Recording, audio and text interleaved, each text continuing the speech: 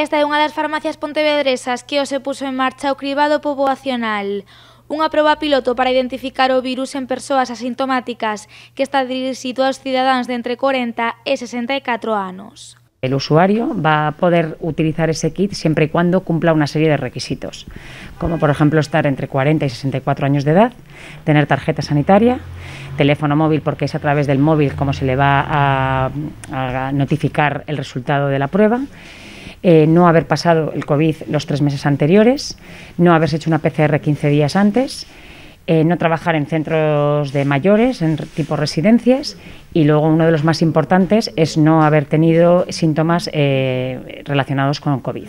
O proceso para participar no cribado é moi sinxelo. En farmacias como esta entrégase un tubo de mostras a todos os interesados e son eles mesmos os que teñen que facer a proba no seu domicilio.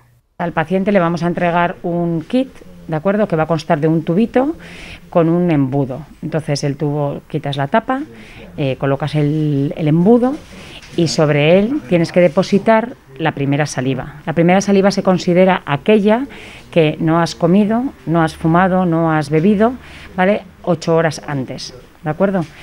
Y depositas la saliva, cierras el tubito y lo acercas a la farmacia. Vas a tener un margen de 9:30 a 10:30 para hacer entrega de la muestra, que es cuando luego van a venir a las farmacias a llevárselas para ser analizadas.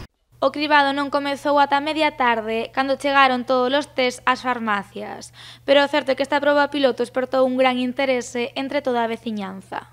Esto ya la gente lo está conociendo, ya lo sabe, y al final yo creo que la población en general está muy interesada en participar en este tipo de proyectos porque, no deja de ser una prueba que a todo el mundo nos interesa saber cómo estamos. Este é, sen dúbida, un paso máis para poder detectar o virus e así tratar de frear a terceira onda. A mí me parece un proyecto muy interesante porque es aprovechar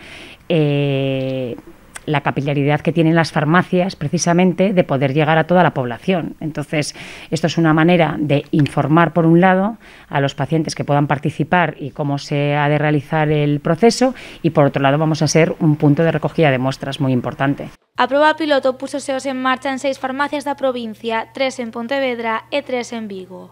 Pero a partir do luns estenderase a máis de 200.